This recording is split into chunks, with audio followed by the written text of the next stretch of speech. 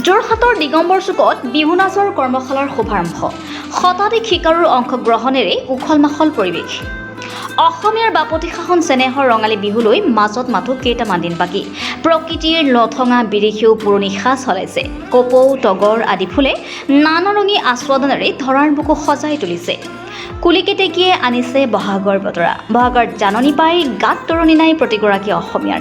হেঁপাহৰ ৰঙালী বিহুটিক আদৰিবলৈ ৰাজ্যবাসীয়ে ব্যাপক প্ৰস্তুতি চলোৱাৰ সমান্তৰালকৈ বিহু কৰ্মশালাসমূহত উদুলি মুদুলি পৰিৱেশে বিৰাজ কৰিছে। চৌদিশে ঢোল পেঁপাৰ গুমগুমনি। ৰাজ্যৰ বিভিন্ন প্ৰান্তৰ লগতে যোৰহাটতো এতিয়া উখল মাখল পৰিৱেশ।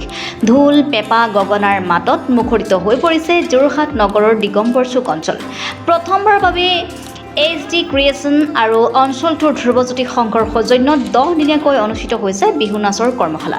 আজি বন্তি প্ৰজ্বলনেৰে মুকলি কৰা এই কৰ্মশালাত মুখ্য প্ৰশিক্ষক হিচাপে প্ৰশিক্ষণ প্ৰদান কৰিব বৰবিহুৱতী হিমাদ্ৰী শিখা দত্ত বৰাই। আৰু ইতিমধ্যে এই কৰ্মশালাত যোৰহাটৰ বিভিন্ন প্ৰান্তৰ প্ৰায় শতাধিক শিকাৰুৱে অংশ লৈছে। বিহু নাচৰ আজি শুভাৰম্ভণি অনুষ্ঠানত যোৰহাটৰ কেইবাজনো বিশিষ্ট তথা গণ্যমান্য ব্যক্তি উপস্থিত থাকে।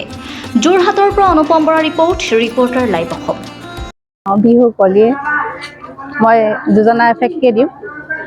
উই বসন্ত আহিলে কুলিয়ে বিনালে, উই গছে বনে সলালে ঐ পাত।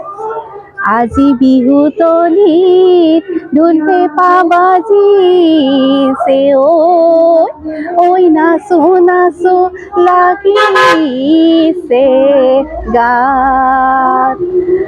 বিহুৰ আগজাননী সকলোৰে মন ইচাতি বিচাতি হৈছে, আমাৰো মন ইচাতি বিচাতি হৈছে। যিহেতু বিহুৰ আমাৰ তেজত আছে, সেয়েহে আজি 1 এপ্ৰিলৰ পৰা আৰম্ভ কৰিব লৈছোঁ ধ্ৰুৱজ্যোতি সংঘৰ প্ৰাংগণত বিহুৰ এখনি আখৰা, য'ত মই থাকিম। মোৰ লগত থাকিব চেতনা বৰগোহাঁই বাইদেউ, বিতুপন হাজৰিকা আৰু মণিকা গগৈ। আৰু এই আখৰাখনি আমি শুদ্ধ ৰূপে পৰিচালনা কৰিবলৈ বা আগবঢ়াই নিবলৈ চেষ্টা কৰিম।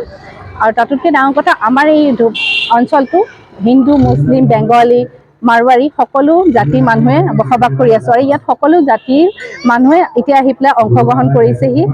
তেওঁলোকৰ ল'ৰা ছোৱালীবিলাকক দিছে আৰু তেওঁলোকো মানে আহিবলৈ, মাতৃসকলো আহিবলৈ চেষ্টা কৰিছে। তেওঁলোকে মোক বহুত দিনৰ পৰা কৈ থাকে যে, মাৰোৱাৰী সম্প্ৰদায়ৰ লোকখিনিয়ে কৈ থাকে যে তেওঁলোকৰ মানে আজিকালি এটা প্ৰগ্ৰেমেই হয় তেওঁলোকৰ বিবাহবিলাকত যে তেওঁলোকৰ বিহু থিমটো ৰাখে। মোক অকণ শিকাই দিব, ঘৰত গৈ শিকাই দিব বা মোৰ ঘৰলৈ আহে শিকিবলৈ। কিন্তু মই ভাবিছোঁ তেওঁলোকক মানে অকণ মঞ্চখন ডাঙৰকৈ লাগে, সেইকাৰণে ইয়াতে আমি মই যিহেতু এনেকৈ কৰি ঘৰে ঘৰে যাব বা কাৰোবাক শিকাবলৈ তেনেকৈ সময় নাথাকে, গতিকে ইয়াতে আহিব তেওঁলোকৰ সহযোগত, তেওঁলোকৰ উৎসাহত মই আজি আগবাঢ়িছোঁ এই মঞ্চখন তাত এনেদৰে শিকাবলৈ। আৰু শুদ্ধৰূপে বিহুখন যিহেতু বিশ্ব দৰবাৰত আমাৰ বিহুৱে বৰ্তমানলৈকে স্থান পাইছে, গতিকে এই স্থান পোৱাৰ আমি কিছুমান বস্তু শুদ্ধৰূপে দেখুৱাব লাগিব। আৰু এই শুদ্ধৰূপে দেখুৱাবৰ বাবে আজি মই ইমান কণ কৰিবলৈ আগবাঢ়িছোঁ সকলোৰে সহযোগত। Reporter live Assam.